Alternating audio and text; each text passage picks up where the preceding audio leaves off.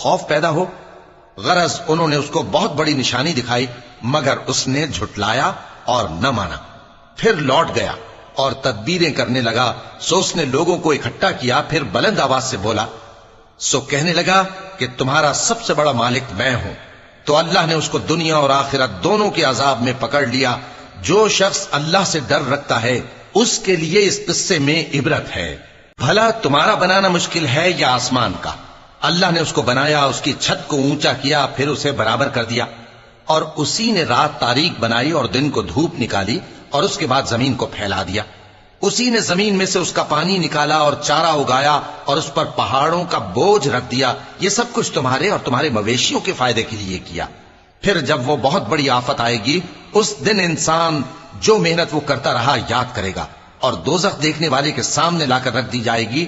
اب جس نے سرکشی کی اور دنیا کی زندگی کو